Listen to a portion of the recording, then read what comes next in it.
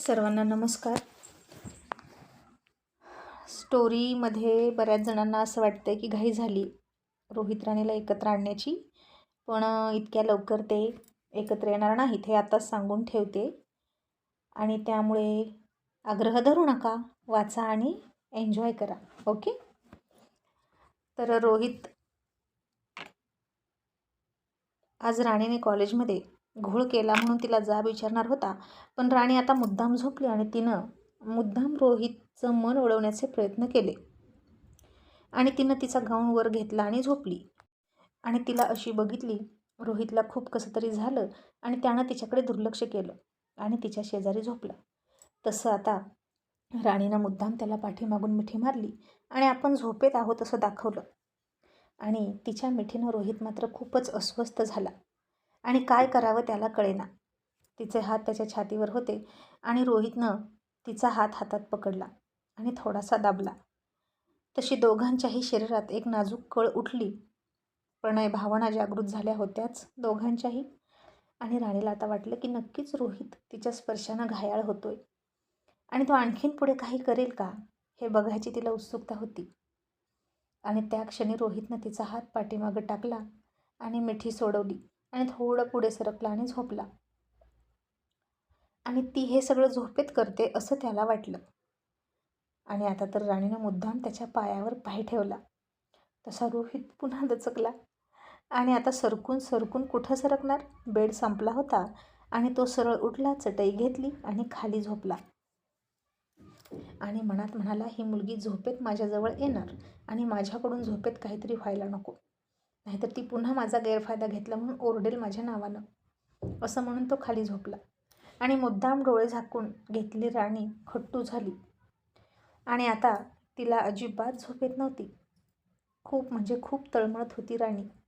आणि तिने कसे तरी डोळे मिटले. आणि रोहित नेहमीप्रमाणे लवकर उठून एक्सरसाइज करून रेडी होत होता. मग ती उठली आणि तिनं त्याच्याकडे थोडं अपराधी नजरेनं पाहिलं आणि शांतच होती. तशीच बेडमध्ये बसली होती.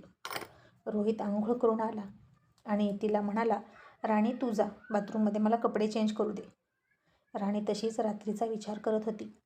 आणि माझं काही चुकलं का, उगीच त्यांच्या जवळ गेले आणि मिठी मारण्याचा प्रयत्न केला असं म्हणून तिला अपमानास्पद वाटत होतं. रोहित पुन्हा एकदा म्हणाला, राणी तुला म्हणतोय, अगं जा आंघोळीला, मला आवरू दे. आणि राणी त्याला म्हणाली, सर नक्की तुम्ही पुरुष नाही की मी स्त्री नाही, आपल्या दोघांत नक्की प्रॉब्लेम कोणाचा आहे. तसा रोहित चकित झाला आणि म्हणाला, काय म्हणालीस राणी, काहीही काय विचारतेस का तू, आणि हल्ली तुझं वागणं खूपच बदललेलं आहे बरं का. आणि राणी म्हणाली, आता काय केलं मी शांत आहे ना. रोहित म्हणाला, काल कॉलेजमध्ये काय चाललं होतं आणि मनोजनं खरंच शिट्टी मारली होती का. राणी म्हणाली, नाही सर, मनोज कसा मुलगा आहे मला खूप चांगलं माहीत आहे, मी त्याला तुमच्यापेक्षा जास्त ओळखते. तसं रोहितनं रागात तिच्याकडे बघितलं आणि त्याची एक धनुष्यबाणासारखी भुवई वर केली रागात आणि म्हणाला, अच्छा माझ्यापेक्षा जास्त ओळखतेस का त्याला. बरोबर आहे, शेवटी त्याच्यावर प्रेम करत होतीस ना, मग आणखीन काय काय ओळखता तुम्ही एकमेकांना. किती जास्त ओळखता, तुमची किती जास्त ओळख आहे. आणि फक्त मित्र मैत्रिणीच होता आणि नुकतंच प्रेम करायला लागला होता की आणखीन बरंच काही झालं तुमच्यात, असा तो संशय घेऊन म्हणाला. आणि राणी म्हणाली, म्हणजे सर तुम्हाला नक्की काय म्हणायचं आहे, तुम्ही माझ्यावर संशय घेताय का.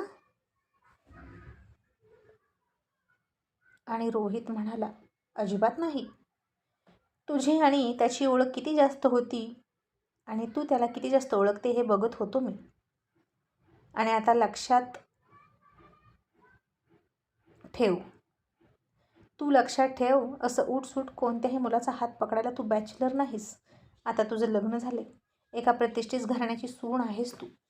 तशी राणी म्हणाली, आणि बायको, मी सून आहे या घरची आणि तुमची बायको आहे ना सर. आणि रोहित म्हणाला, हो माझी बायको आहे म्हणून या घराची सून आहेस. आणि म्हणूनच सांगतोय, माझ्यासमोर कोणाचाही हात पकडलेला मला चालणार नाही, पण याचा अर्थ असा नाही की मी नसताना हात पकडशील. परवाचं तुझं वागणं मला बिलकुल नाही आवडलं. मग राणी पण म्हणाली, आणि मलाही तुमचं वागणं नाही आवडलं. रोहित म्हणाला, मी काय चुकीचं वागलो? आणि राणी म्हणाली, तुम्ही त्या मेघना मॅडम सोबत बोलत जाऊ नका. त्या तुमच्याजवळ येतात आणि आधी फक्त रोहित म्हणतात आणि मग नंतर खूप वेळानंतर सर म्हणतात. हे कळतं मला. आणि तुमच्याकडे बघताना त्या फार वेगळ्या नजरेनं बघतात आणि म्हणून त्या मला आवडत नाहीत. आणि रोहित म्हणाला, अच्छा, तर असं आहे का? पण राणी, कुणी आपल्याकडे बघावं कुणी नाही हे त्यांच्या हातात आहे. आपण कसं वागावं हे आपल्या हातात आहे. तू मनोजचा हात पकडला, मला नाही आवडलं आणि तुझा दोष होता त्यात. पण मेघना मॅडम माझ्याकडे बघतात, यात माझा काय दोष? मी थोडीच त्यांना बघ म्हणतो किंवा हात लावतो. आणि राणी म्हणाली, बरं, मग मी मनोजचा हात पकडला तर तुम्हाला का राग आला? फक्त घराण्याची इज्जत जाते म्हणून की आणखीन काही? सर, तुम्हाला माझ्याबद्दल काहीच वाटत नाही का? असं म्हणून राणी त्याच्याकडे अपेक्षेनं बघायला लागली. आणि तिची अपेक्षा रात्री तिनं त्याला मिठी मारून व्यक्त केली होती आणि आता बोलून व्यक्त करत होती. आणि रोहित आता मुद्दाम तिला टाळत म्हणाला, काही नाही, आवर पटकन आणि चल, आणि इथून पुढे मी खाली झोपेन, तू वर झोप. आणि राणी मुद्दाम त्याला म्हणाली, काय झालं सर, असं का? तुमच्याकडून नाही काही चूक होत, मग का वेगळं वेगळं झोपायचं? असं राणी रात्रीचं आपल्याला काहीच माहीत नाही असं दाखवत म्हणाली. आणि रोहित थोडा विचार करून म्हणाला, चूक होत नसली तरीही चूक होणार नाही याची काय गॅरंटी? म्हणून लांब लांब झोपलेलं बरं. आणि आता रोहितने रात्री राणीनं काय केलं हे तिला सांगितलं नाही आणि तिनंही काही बोलली नाही. आणि राणी मनातून नाराज झाली. आता पुन्हा तो दूर झोपायला जाणार आणि त्याचा छोटासा स्पर्श होण्याची सुद्धा चान्सेस संपले. असा काय हा माणूस? त्याला काही समजतच नाही की सगळं समजून सुद्धा मुद्दाम करतात, मला माहीत आहे. पण मी तरी का त्यांच्याकडून इतक्या अपेक्षा ठेवते? मीच तर त्यांना सांगितलं होतं दूर राहायचं, आणि आता मीच अपेक्षा ठेवायला लागले तर ते काय म्हणतील? थोड्याशा सहवासाने माझं मन लगेच पागल होतं. पण एखाद्या माणसाला एखादी गोष्ट स्वीकारायला वेळ लागतो, तसाच वेळ रोहित सरांना सुद्धा लागणार. आणि मी घाई करायला नको असं वाटून राणी आवरायला गेली. मग असेच आणखीन 2-3 दिवस गेले. रोशनचं लग्न जवळ येत होतं. सगळ्यांना पत्रिका वगैरे वाटण्याचं काम सुरू होतं आणि त्यासोबतच रोहित आमदारकीचा प्रचार करण्याचं कामही करत होता. तो स्वतः त्या माजी आमदारांसोबत फिरायचा, वेळात वेळ काढून अर्धा तास तरी प्रचार सभेला जायचा आणि त्याला प्रचार करताना बघितलं की संग्राम राजेशिर्के चिडायचा.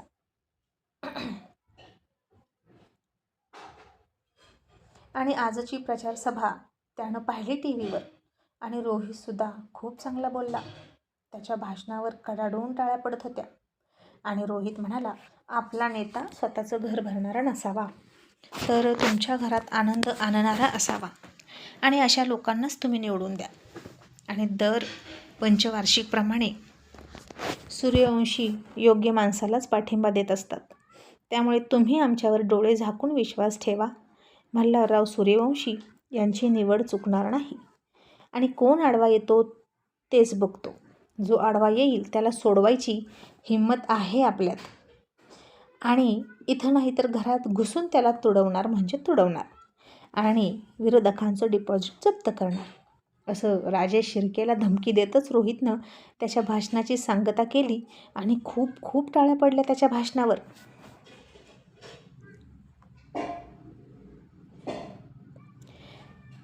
आणि रोहितसारखं तडफदार तरुण व्यक्तिमत्व लोकांना आवडायला लागलं. आणि संग्राम राजेशिर्के चिडला आणि त्यानं रागात रिमोट फेकून दिला. आणि त्याचा PA म्हणाला, इथं रिमोट फेकून दिला, इथे रिमोट आपटून काय उपयोग? रणांगणात खरी मजा येते शस्त्र हातात घ्यायला. आणि इलेक्शन जिंकण्यासाठी पैसा नसावा लागतो, पाय झिजवावे लागतात. आणि सूर्यवंशी पायही झिजवतात आणि पैसाही नाचतात. आणि बघा ना, त्याच्या प्रचारसभेला किती गर्दी आहे, पाय ठेवायला जागा नाही. आणि तुमच्या प्रचारसभेला कुत्रंसुद्धा नव्हतं.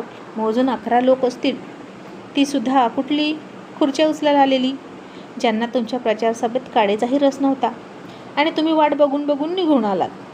आणि संग्रामराजे शिर्के चिडून म्हणाला, त्याची खूप लोकप्रियता आहे ना, आता त्यालाच उडवतो. मग बघू कसा लोकांच्या गळ्यातला ताईत व्हायला बघतोय.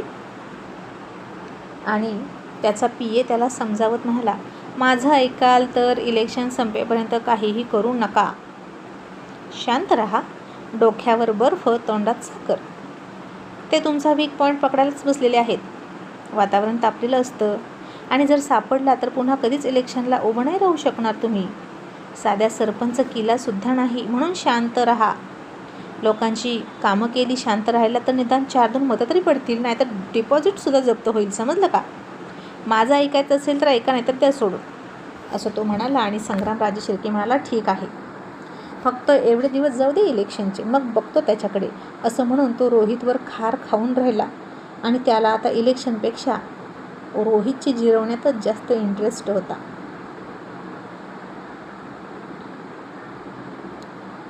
मग आता राणी स्कूटी चालवायला शिकली. हळूहळू एकटी कॉलेजला जायची आणि तिच्या पाठीमागे रोहितची गाडी असायचीच. येताना मात्र ती एकटी यायची. आणि आज राणी कॉलेजमध्ये स्कूटीवर निघाली. गेटमधून आत येतानाच काहीतरी राणीचं कन्फ्युजन झालं आणि गाडी पडली तशी राणीला लागलं आणि राणीला खूप दुखायला लागलं पायला. तिनं बघितलं आणि तिला मनोजनं बघितलं. आणि आता त्यानं तिचा एक हात खांद्यावर घेतला, दुसरा हात राणीच्या कमरेत घातला आणि तो तिला हळूहळू क्लासरूमकडे घेऊन चालला होता. इतक्यात रोहित तिकडून तिच्याच क्लासवर निघाला होता. आता मेघनासुद्धा बघत होती राणी पडलेली आणि तिला फार आनंद होत होता. आणि मनातच म्हणाली, बरी पडलीस आगाऊ मुलगी. आणि आता मी तुला काहीच बोलणार नाही. जे माझ्या हातात आहेत ना, तिथे मात्र तुला कशी माझ्या पाया पडायला लावते ते बघच. तुझे मार्क मी राखून ठेवणार, असं म्हणाली मेघना मनात. आता रोहितनं बघितलं, मनोजचा हात राणीच्या कमरेत होता आणि रोहितला खूप राग तर आलाच. आणि तो तिथं गेला आणि त्या दोघांच्या पुढे जाऊन हाताची घडी घालून उभा राहिला आणि म्हणाला, काय चाललंय?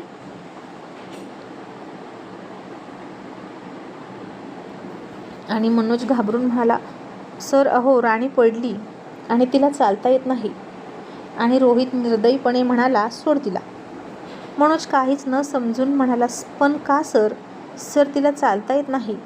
आणि रोहित आणखीन थोडा चिडून म्हणाला, तिला चालता येतं की येत नाही हे आपण नंतर बघू. तू आधी तिला सोड. हे कॉलेज आहे, बाग नाही कमरेत हात घालून फिरायला. राणीला आता कळत होतं तो असं का म्हणतोय. आणि बिचारा मनोज, त्यानं राणीकडे बघितलं आणि गुपचूप तिच्या कमरेतून हात काढला. तशी राणी लटपटली आणि पडायला लागली. तसं पुन्हा मनोजनं तिला पकडलं आणि म्हणाला, बघा सर, तिला आधाराची गरज आहे. आता रोहित तिला अशी धारेवर धरतोय हे मेघना लांबून बघत होती. आणि क्लासमध्ये जायचं सोडून ती त्या गोष्टीत इंटरेस्ट घेत उभा राहिली होती. आणि रोहित म्हणाला, तिला आधाराची गरज आहे ना, तर ठीक आहे. असं म्हणून रोहितनं त्याची पुस्तकं मनोजच्या हातात दिली आणि म्हणाला, तू क्लासमध्ये जा, मी बघतो. या मिस मोरे. असं म्हणून रोहितनं तिला हात दिला आणि तिच्या दंडाला पकडून चालवायला लागला. राणीला दुखत होतं आणि तो तिला जबरदस्ती ओढत होता.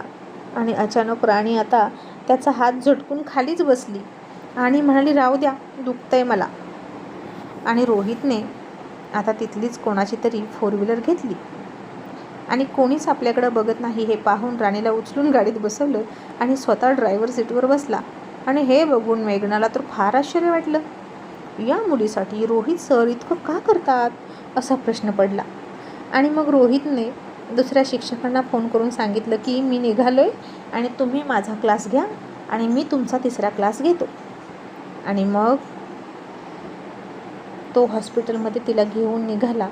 आणि राणी तर आश्चर्यचकित होऊन त्याच्याकडे बघत होती. आता सरांना कॉलेजमध्ये सुद्धा माझ्याजवळ येण्याचं काहीच वाटत नाही का? म्हणजे ते हळूहळू मला स्वीकारत आहेत. त्यांचं मन हळूहळू आमचं नातं, आमचं लग्न स्वीकारत आहे, अशी आशा तिला वाटत होती. आणि लवकरच आम्ही एक असू. आणि इतक्यात समोरून सिद्धू येताना दिसला. तो कामावर चालला होता आणि राणीनं त्याला काच वर घ्यायला सांगितली आणि स्वतः लपली आणि म्हणाली, सर तुमचा मित्र आहे, काच वर घ्या. आणि रोहित म्हणाला, काही गरज नाही लपायची, माहीत आहे आता माझ्या मित्रांना माझ्या लग्नाबद्दल आणि तुझ्यासोबत लग्न झालं हेही माहीत आहे. आणि राणी चकित होऊन म्हणाली, म्हणजे सर तुम्ही सगळ्यांना सांगितलं का? आणि रोहित म्हणाला, हो, पण कुणाला काही कळलं तर मला हरकत नाही. आपण दोघं दूर राहतो हे माझ्यासाठी इम्पॉर्टंट आहे. कधी ना कधी ते कळणार आहेच, मग कळू दे. लग्न कुठपर्यंत लपवून राहणार. आणि मला फक्त लग्नच करायचं आहे, पण लग्नासाठीच. लग्नामुळे माझ्यावर कुठलाही दबाव नको आहे एवढंच हवं आहे मला. पण राणी, कॉलेजमध्ये जर हे कळलं तर तुलाच त्रास होईल, माझं काही नाही. म्हणून आपण हे आपलं लग्न कॉलेजपासून तरी लपवूया, असं म्हणून तो पुढे बघून ड्रायव्हिंग करत होता. आता सिद्धूने त्याला बघितला, गाडी थांबवली आणि राणीला बघून म्हणाला, नमस्ते वहिनी. राणीनं आता त्याच्याकडं बघितलं आणि नमस्ते म्हणाली. पण तिच्या बोलण्यावरूनच सिद्धूनं ओळखलं की रोहितची दहशत किती आहे तिच्यावर. बिचारी राणी. आणि मग रोहित म्हणाला, चल सिद्धू, थोडी इमर्जन्सी आहे, येतो, असं म्हणून गेला. आणि त्यानं तिला हॉस्पिटलमध्ये नेलं आणि मग पुन्हा घरीच सोडली आणि पुन्हा कॉलेजला आला. आणि मनोजनं राणीला फोन केला आणि तिची चौकशी केली. आणि तू घरी कशी गेली असं विचारलं.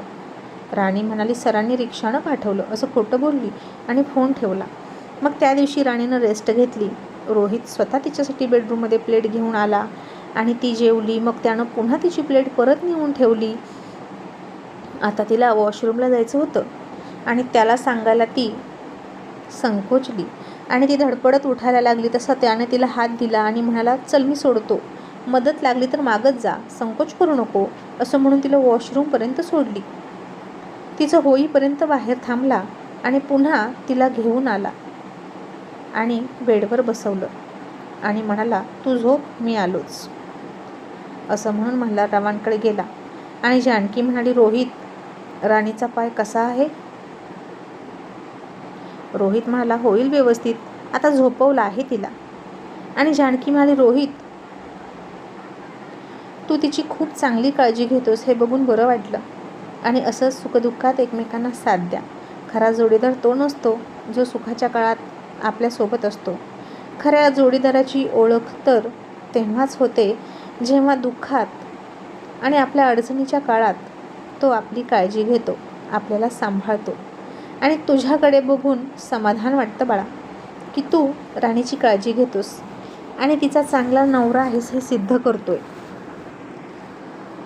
आणि आता हे ऐकून रोहितला चांगलं वाटलं आणि म्हणाला, चला बरं झालं, आईबाबांना विश्वास पटत आहे माझा. आणि दुसऱ्या दिवशी तिचा पाय बरा झाला. मग पुन्हा ती कॉलेजमध्ये गेली. आणि राणीच्या क्लासमेट आज म्हणाल्या, राणी तू सांग ना गं आम्हाला, तुझ्या नवऱ्याचं नाव काय आहे? फक्त नाव सांगायला इतकं काय तेव्हा? आणि आता राणीनं ठरवलं, फक्त त्याचं नाव तरी सांगावं आणि बघावं सगळ्यांचा रिप्लाय.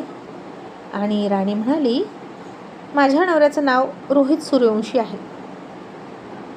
तशा सगळ्या मुली थक्क होऊन राणीकडे बघत होत्या. पण नंतर त्यांचा विश्वास तिच्यावर बसला नाही आणि एक मुलगी म्हणाली, अगं इतक्या काय चकित होताय तुम्ही? रोहित सूर्यवंशी असे हजार असतात आणि हिचा नवरा म्हणजे आपले सर नाहीत काही? असेल कोणता तरी एखादा सडकछाप रोहित सूर्यवंशी. कुठे आपले रोहित सर आणि कुठे हिचा नवरा?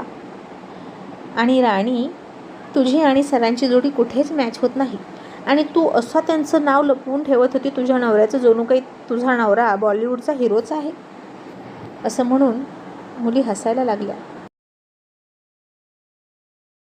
आणि राणी नाराज झाली आणि तिनं मनात विचार केला की खरंच सरांची आणि माझी जोडी मॅच नाही. आणि जर या मुलींना कळलं की तेच माझे नवरा आहेत तर या मुली जगणं हराम करून सोडतील, टोमणे मारून मारून. यांच्या तोंडाला कशाला हात लावणार? आणि त्यापेक्षा सर म्हणत होते तेच खरं आहे, यांना तोंड देत बसण्यापेक्षा सगळं लपवून ठेवलेलं बरं, नाहीतर माझा अवघड होऊन बसेल. सरांच्या धाकामुळे त्यांना कोणी काहीच बोलणार नाही, असं म्हणून राणी त्यांना म्हणाली, तुमचं बरोबर आहे. रोहित सर कसा माझा नवरा असू शकतील? माझा नवरा तर दुसराच रोहित सूर्यवंशी आहे. आणि ती अकडू मुलगी म्हणाली, तीच ती रोहितवर मरणारी म्हणाली, राणी तू असा विचारही करू नकोस. कुठे रोहित सूर्यवंशी आणि कुठे तू? तू फक्त त्यांच्या नावाची मिळत्या जुळत्या नावासोबत लग्न केलं यातच समाधान मान. आणि कुठे तू आणि कुठे ते? आणि सुरुवातीला आम्हाला तर धक्काच बसला ते नाव ऐकून. आणि जर खरंच असं झालं असतं ना राणी, तुझं लग्न रोहित सरांसोबत आणि मला कळलं असतं ना, तर मी जीवच दिला असता. तू 7 जन्म वाट बघत बसलीस तरी त्यांच्यासारखा नवरा तुला भेटणार नाही, कारण तुझी तितकी लायकीच नाही. उंचीमध्ये, दिसण्यामध्ये, श्रीमंतीच्या बाबतीत रोहित सर तुझ्यापेक्षा खूप वरचढ आहेत. असं म्हणून मुली तिच्यावर हसत होत्या. आणि राणीला वाटलं, खरंच माझी लायकीच नाही का त्यांच्यासारखा नवरा मिळण्याची? आणि मी उगीच सरांची अपेक्षा करते. आणि कदाचित ते सुद्धा मला असंच समजत असतील की मी त्यांच्या लायकीची नाही. राणी आता नाराज होऊनच कॉलेजमधून आली. संध्याकाळीसुद्धा त्याला जास्त बोलली नाही. तो खाली झोपतोय तर झोपू दे असं म्हणाली. आणि राणी त्याला आग्रह करत नाही वर झोपण्याचा, म्हणून त्याला बरं वाटलं. पण पुन्हा सर्दीचा प्रॉब्लेम सुरू झाला. आणि मग राणी त्याला म्हणाली, सर मी खाली झोपते, तुम्ही वर झोपा. आणि रोहित म्हणाला, नको, त्यापेक्षा आपण आपल्या दोघांच्यामध्ये उशा ठेवूया, चालेल ना? म्हणजे आपला हात पाय एकमेकांना लागणार नाही. आणि राणी निराश होऊन म्हणाली, चालेल. आणि रोहितनं दोघांच्यामध्ये उशा ठेवल्या. दोघेही पुन्हा एकमेकांकडे पाठ करून झोपले. आणि त्याच्याकडे बघितलं की उशांचा डोंगरच डोंगर दिसायचा आणि ती निराश व्हायची. रोहित तिला दिसतच नव्हता, त्याची पाठही दिसत नव्हती. आणि काही वेळानं राणी हळूच म्हणाली, सर. रोहित म्हणाला, काय? ती म्हणाली, तुम्ही म्हणालात ते बरोबर आहे, कॉलेजमध्ये आपल्याबद्दल न कळालेलं बरं. आणि रोहित म्हणाला, ओके, आणि झोपला. आणि पुन्हा काही वेळानं राणी म्हणाली, सर. आणि रोहित म्हणाला, राणी तुला झोप येत नाही का? आणि राणी म्हणाली, तुम्हाला तरी कुठं झोप येते? आणि रोहित म्हणाला, हो गं, काहीतरी चुकल्यासारखं वाटतंय, पण काय ते कळत नाही. राणी म्हणाली, मी सांगू काय चुकल्यासारखं वाटतंय? रोहित म्हणाला, काय? राणी म्हणाली, सर आपल्या दोघांच्यामध्ये या उशा नकोत आणि म्हणून चुकल्यासारखं वाटतंय. आणि ते ऐकलं तसं रोहित शांत झाला.